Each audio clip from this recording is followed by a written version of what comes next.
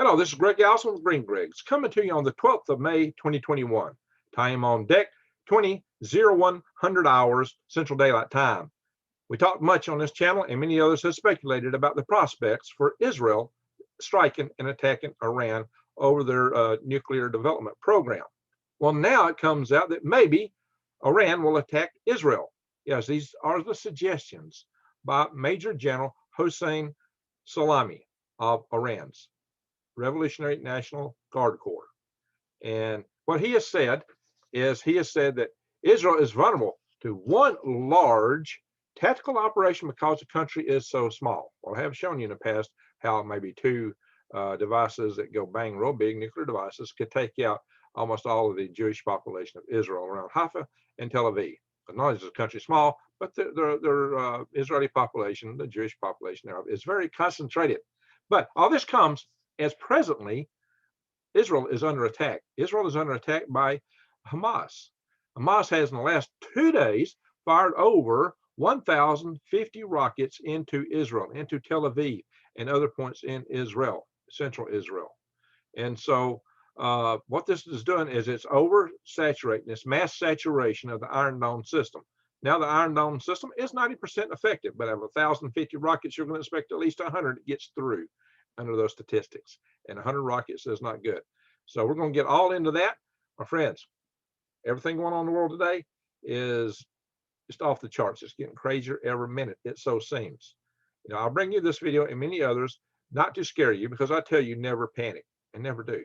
But I bring this to you because my followers often refer to as swivel heads, because you keep your eyes wide open and head on a swivel. And that's what this is for, is to help you keep your eyes wide open and head on a swivel.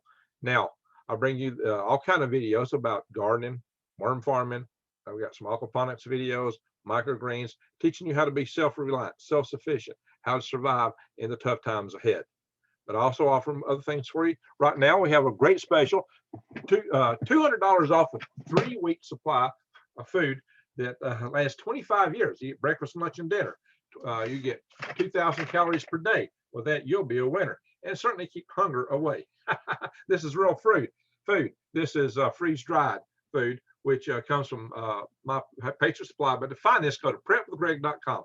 With prepwithgreg.com, that's where you get the special 3-month supply, $200 off, and you get $50 off for a month supply.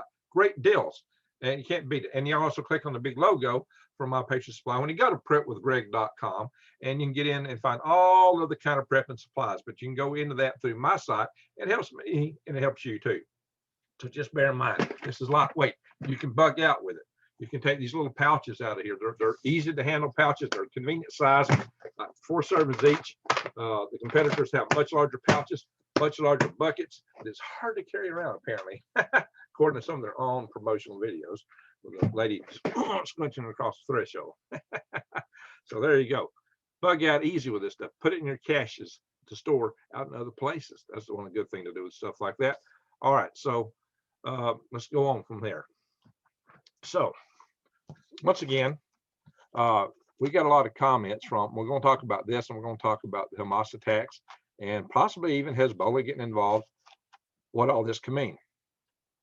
It's been quite a few very pointed comments coming from Major General Hossein Salami. General Salami, yes, that is his name.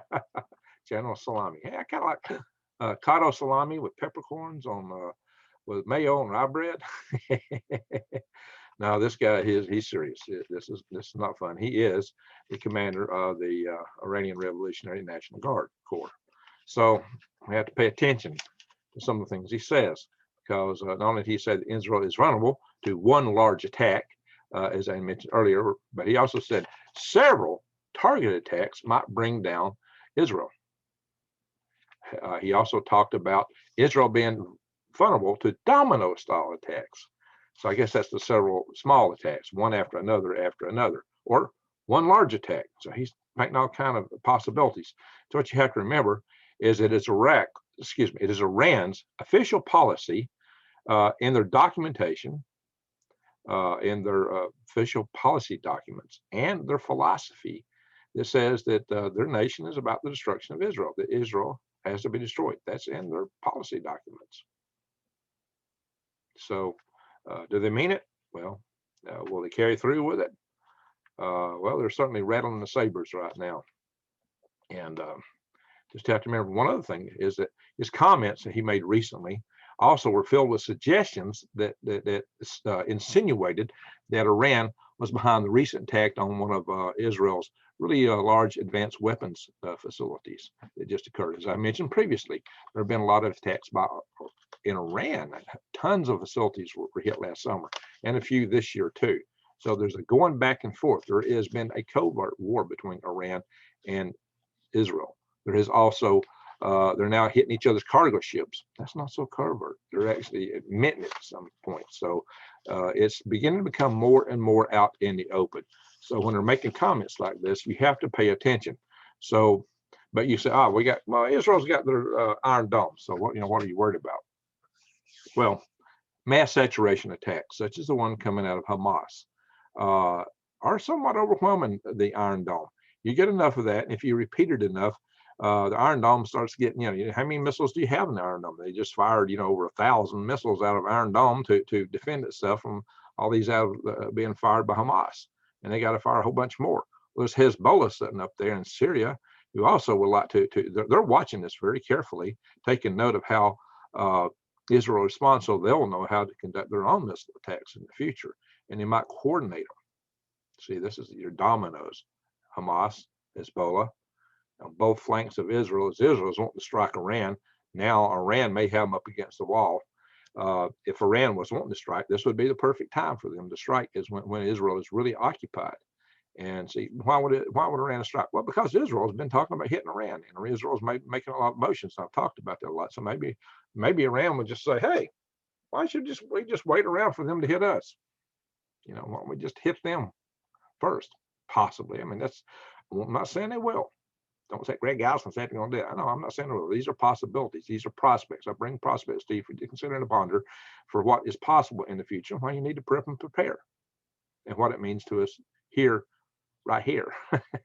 So the thing is that if Iran wanted to attack, the best time to do it would be when Israel is already all tripped up and occupied, perhaps getting into a full-scale war with the Palestinians or with Hezbollah up in Syria. So you got Hezbollah, you got Hamas. Hamas is in Gaza. So this is a situation that can really get complicated.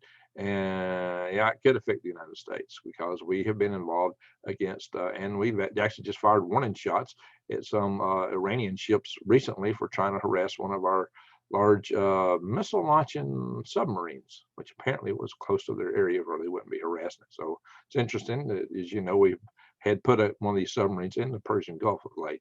So, our tensions are really, really high right now all over the world. And this is what we've got to watch out for. So let's talk a little more about this. How would Iran attack Israel?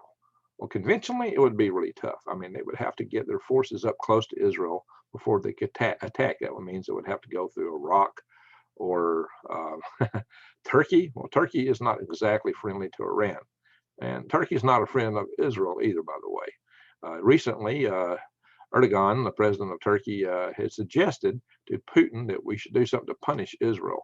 As you know, Israel what really started all this was Israel's celebration of the day they took the Jerusalem, when they took West Jerusalem. So they've been celebrating that, and apparently they evicted some of the worshipers from the mosque there on the Temple Mount, and that has caused a lot of consternation. So Hamas actually, what they did when just before the attack, that they issued an edict telling Israel to get off the Temple Mount, out of the mosque, that is, or away from the mosque. Of course, Israel wasn't going to do that, and they knew that, so now they had an excuse suddenly to attack from Hamas. Well, the Gazans have been not exactly treated the best in the world. Israel has responded with airstrikes, including taking down, I believe, a big 13-story office apartment complex in Gaza Strip, just made it collapse. And they have done some real heavy bombing in that area with airstrikes, real heavy bombing. Big explosions right in that very heavily crowded area, and Gaza Strip is a very heavily crowded area. Gaza Strip is a rough place to live, guys. And the thing is that all right, I'm not taking sides here for one. Okay, let me go back with my little thing here that I've said many times before. There's good and bad people in every country, and every race, religion, creed, and background. It's the governments that lead us that often lead us into all kinds of consternations and trouble. Governments and organizations of various and sundry types. So just know, in fact, that there are people with good hearts and good souls and good intentions that are really smart and hardworking everywhere you go in the world. All right, disclaimer issued. So let's get back to this discussion of what it means to us, because this could very much affect us here. As we know, Israel has reportedly somewhere between 80 and 400 nuclear devices. I've talked about small-scale exchanges of nuclear devices potentially causing a nuclear winter, which could greatly affect us and crops and the climate. It may be a case. Some have suggested that Iran already has a couple of them that they got covertly from Kazakhstan. And maybe even they got other materials too. So they may have more than what they're indigenously producing. They may have enough to cover what they're doing. Maybe, possibly. So, of course, a lot of us have assumed for a long time that Iran really wouldn't do anything, that they wouldn't really attack. But, they've been threatened. So maybe, the best defense is a good offense. So they're expecting that Israel may hit them. And Israel's doing this because of the development of nuclear weapons, and they know how vulnerable they are, how they could be wiped out so easily. You see what we're saying here? Israel has their reasons, Iran has their reasons, and these reasons are being pushed together with great tension right now. It's too bad. The best thing that could happen maybe is if the Ayatollah regime in Iran was toppled, and they would stop their nuclear weapons development program. See, that's turned a lot of the Sunni Arab countries against Iran. And basically, Saudi Arabia is having a covert war against Iran, a Cold War, their indirect proxy war, whatever you want to count it, because they're dealing with the Houthis in Yemen, and they're attacking Saudi oil fields. And so this war has a lot of potential to go real bad, real fast. As I suggested, there may be a cooperation in which Israel may actually attack vis-a-vis through Saudi Arabia, but Saudi Arabia has now got to temper how they support Israel, since Israel has kind of incensed the Arab world by their actions at the mosque. So they're in Jerusalem. So there is a lot of things happening, but yet the enemies here's one thing. A lot of the Sunni world has kind of turned their back on the Palestinians just because they know how big an enemy and threat to them, or at least they think that the Iran regime there is such a threat to them. They're willing to swallow their anger or whatever else they may feel toward Israel and cooperate with Israel.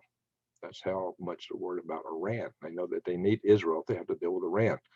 So that, and Iran is mainly aiming, Israel's been mainly aiming to Iran because of their weapons of mass destruction development capabilities. Okay. So that's how we get there. But can Iran actually stage a conventional war and invade?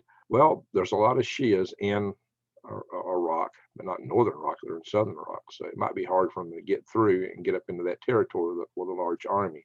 So it'd be very, very difficult for Iran to stage a conventional war. So it would almost have to be a missile war or something else. The 1,000-mile difference between Iran and Israel is right at the edge of a lot of the long-range or medium-range type weapons that Iran has. They do have something that can go further. Of course, they can launch a satellite, so they have really intercontinental ballistic missile capabilities when launch a satellite. But by far, the bulk of their weapons are just right on the edge, but they are developed so they could hit Israel.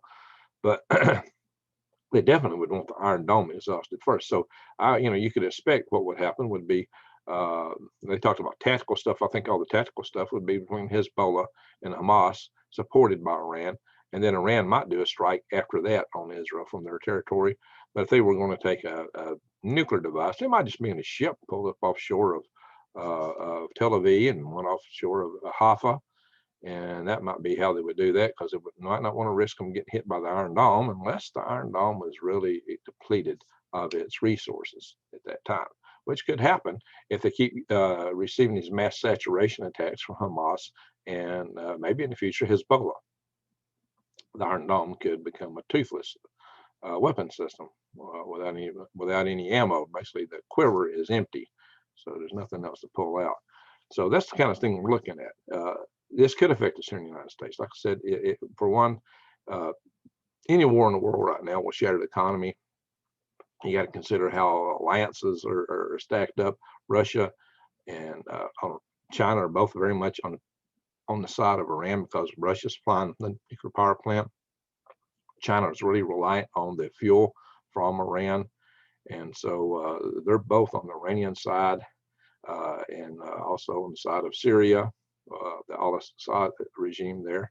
And right now, Russia's looking at putting a bigger naval base there at their base there in Syria, doing a floating dock system to expand it even more. So there's a lot of stuff in play right now, a lot of stuff in play. So we'll go through a few articles on this, but I'm not expecting that there will be a direct military invasion, at least not initially. I mean, it might come. It might come, but it might, they would have to have some support to pull that off or they're not going to go through Turkey, I don't think. Turkey might stage their own. It's interesting to hear Turkey and Russia, Erdogan talking to Putin about punishing Israel. Sounds like the Gog-Magog scenarios, right? I don't know. Where are we going, guys? Where are we going? Maybe they think the Iron Dome is depleted and it gets reloaded just for that Gog-Magog situation. See, who knows? But are we heading into those kind of times? A lot of people think so. Wow. So let's do some sharing. Let's look at some articles on these topics. I've got my memory just about maxed out. I hope it's not affecting my video quality because of it. But I'm just going to show you some stuff on this. If this don't go crazy on me. Article from The Drive, the war zone, the largest rocket barrage from Gaza. Yeah, it is the largest rocket barrage that Gaza has ever fired in the central area of Israel. And so they're talking about fears of imminent war. Guys, this is pretty close to being a war right here, right? Pretty close. Yeah, I'm going to play you some videos off some other stuff here in a little bit, not these.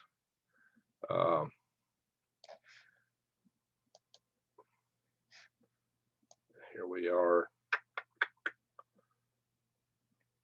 Yeah, look at this. This is the result of some of these rocket strikes from Hamas into Israel.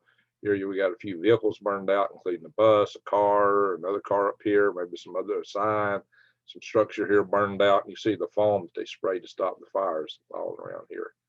That's the foam they spread out there to stop those fires. Yeah. So I'm not going to read all these articles. Yeah, that's some pretty good sized explosions, guys. We're talking some large explosions. I'm going to place, there's some really interesting video. I mean, it looks like Star Wars almost. And you got the Iron Dome shooting up and taking out the Hamas rockets. So I'm going to have to close a few of these as I go, I think. Might be the best way to manage my memory here.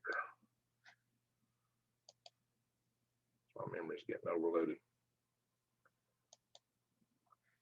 Continuous mass rockets attack pose new challenges for Israel's Iron Dome. Well, no kidding. No kidding. There's the Iron Dome defense rocket being fired.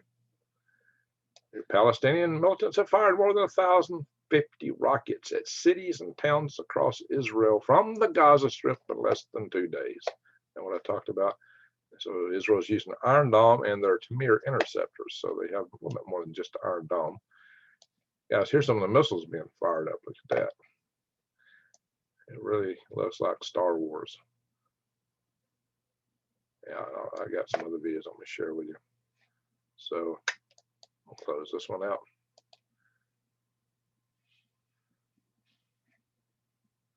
Sometimes it helps to kill some of this stuff in memory.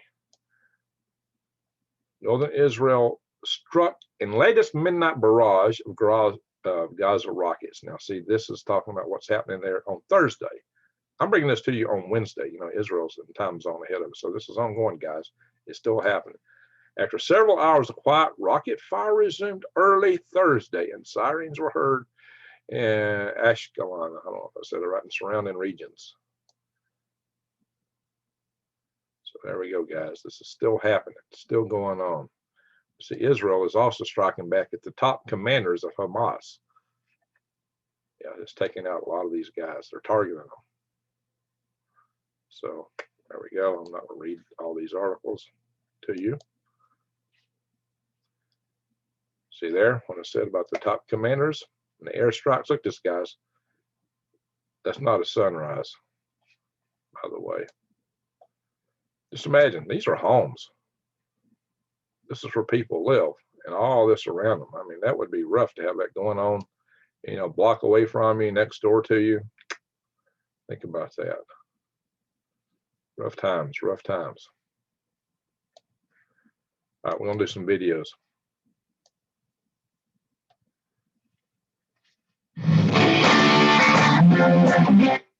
Gotta stop that. I hate these ads that come on with some of these channels. I hate that. Kill it here. There we go. Now I got X. Sorry, guys. Yeah, I hate those ads that just pop up. Yeah, you go into a channel and you shut them all off, but when you come back to it, they pop up again. Watch this. This looks so much like Star Wars, it's not funny.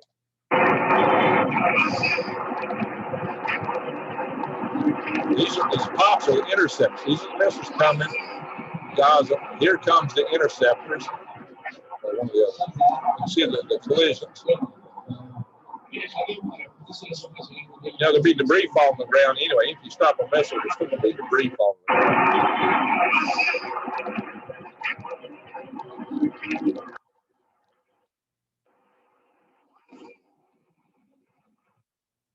Once it's so dangerous, it'll be pretty. This is a war in the skies.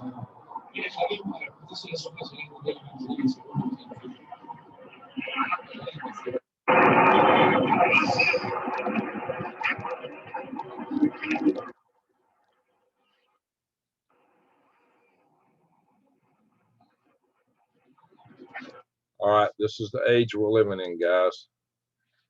Guys, gals, this is the age we're living in. Here's another view.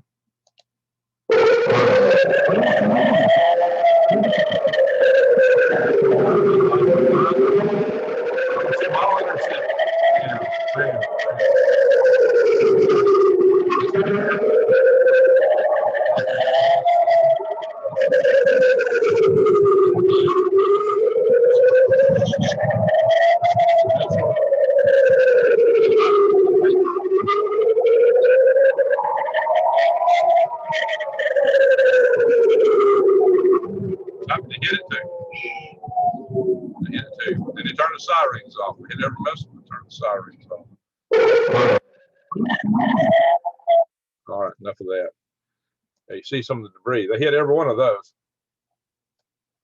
Hit every one. They say it's 90% effective. And here's that building that got taken down. This is going to jump straight to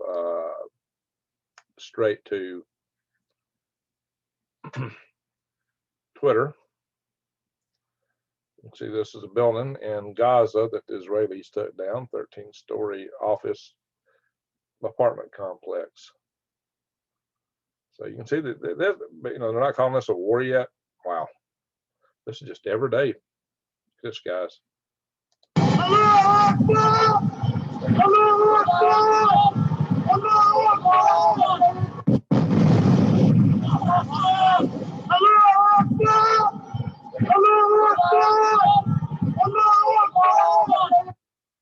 Well, that's pretty alarming. People there, they're yelling. You know, it's kind of like 9/11 to them. So what does all these things do? It just makes the tensions go higher on both sides. The tensions, the hatred. It's like a feud. It doesn't get any better, guys. It just keeps getting worse and worse.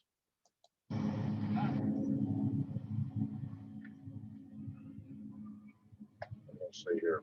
I haven't even seen this one.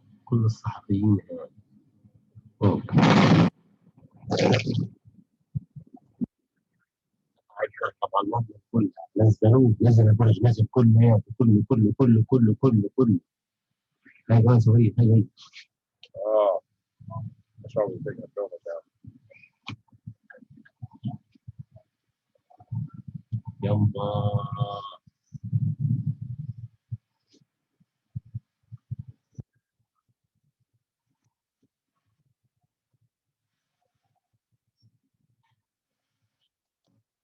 didn't get it all. Okay, that's in the Twitter section.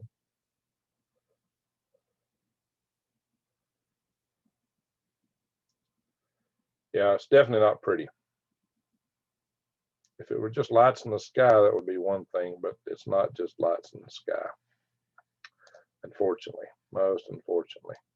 All right, let's take these things out here. Let's end some of these videos. And we'll stop the share. Bang. Hey, hello. All right, guys. So that is really it. This is a very tough time. It has a lot of portent.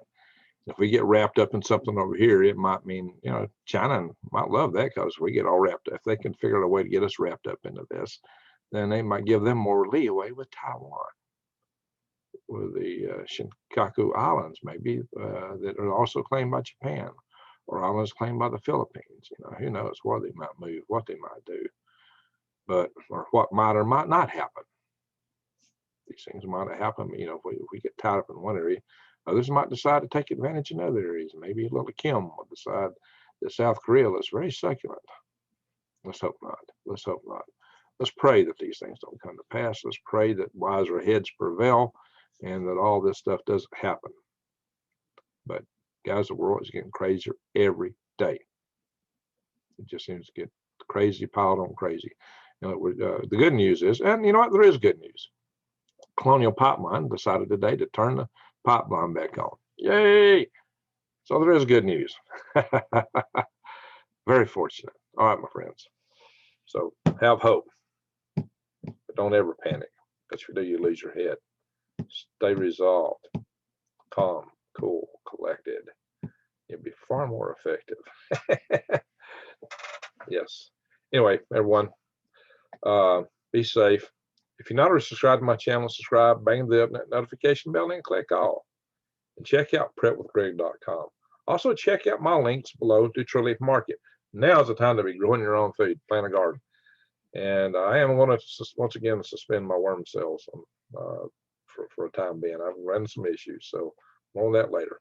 So everyone, I'm going to say thank you for watching.